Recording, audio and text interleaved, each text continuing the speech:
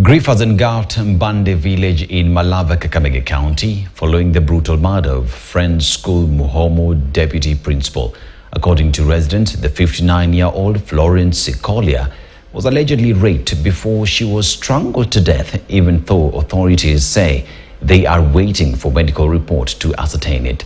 In the neighboring county of Vihiga, Vihiga OCS Kevin Ruto was attacked and injured by unknown persons. Ruto, who lost a pistol in the ordeal, is receiving treatment. Alan Nochanda with our report. 59-year-old Florence Sikolia from Mbande in Kakamega County, who by the time of her death was the deputy principal of Friends School Muhomo in Lugari, is said to have been strangled to death by unknown persons right inside her house. According to her husband, Dr. Stephen Sikolia, a lecturer at Maseno University, they had just spoken on phone as usual and retired to bed. A few minutes later, however, he received a call from his aged father, which he says was rather unusual given the timing. He was uneasy and his fears were confirmed. 12:15, I got a call from my father and I was surprised. A call from my dad at this hour. Something must be wrong. So while I was thinking about, I said, no, maybe the best thing is to call my wife for a soft landing discussion.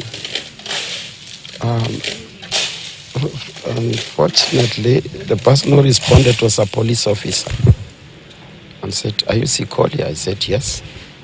Your wife has been murdered. I said, what?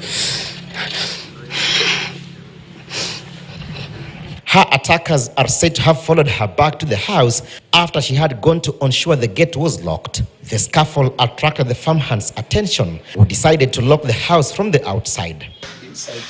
Lucky enough, one of the attackers was arrested at the scene. They claim she was raped before being killed. Police are, however, awaiting a medical report to determine the claims. Madam alifanywa ila ambayo huyo mtu alitaka. Hakutaka kitu chochote. Si ndiye alirepu au usikii yeye Rugwa? Mimi nasema alimuuawa kama mnyama. Daktari alithibitisha alikuwa amenyongwa na chuka katika shingo.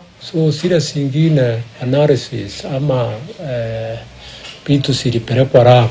Bado asijakuja, tunangojea ndio sithibitishe kama iko kitendo ambaye alikuwa amefanyiwa na yule mshukiwa. In the neighboring county of Vihiga, the officer commanding Vihiga Police Station, Kevin Ruto, is nursing injuries following an attack by unknown persons Thursday night at Majengo area.